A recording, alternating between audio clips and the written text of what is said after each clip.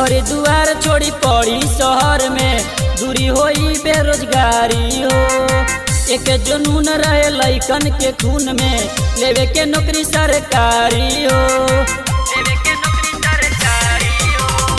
घर दुआर छोड़ी पड़ी शहर में, दूरी होई बेरोजगारी हो। एक जुनून रहे लइकन के खून में, लेवे के नौकरी सरकारी हो। सीखे छापे होता अत्याचार हो, अत्याचार हो।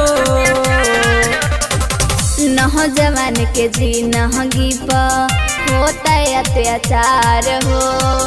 आग लागो मोदी सरकार हो। नौजवान के जिंदगी पर होता अत्याचार हो। आग लागो मोदी सरकार हो।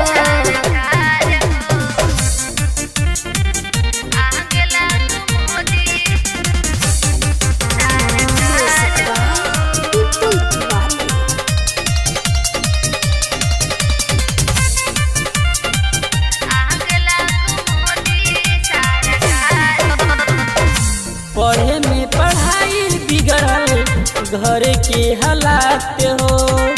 नौकरी न भइल अबही, दूसरे बाबा के हो।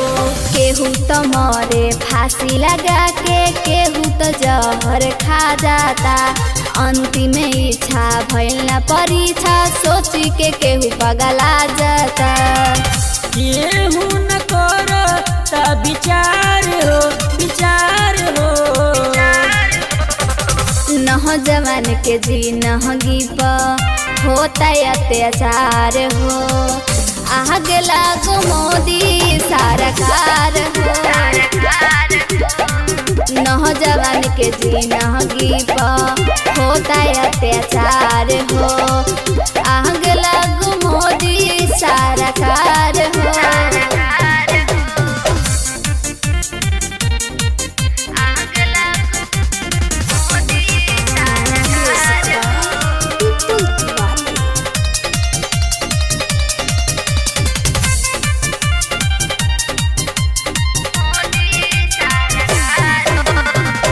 धरना धराइल नहीं, मिलल इंसाफ हो। अब की बेरा केहू के होई न माफ हो। वर्दी के चक्कर में केतना माई के सुना भइल गोदी हो। शिक्षा के भिक्षा मांगे विद्यार्थी, होश में आव मोदी हो। करे दयानंद जी गोहार हो, गोहार हो। नौजवान के जिंदगी पर होता अत्याचार हो। आगे लागो नीति से सरकार हो।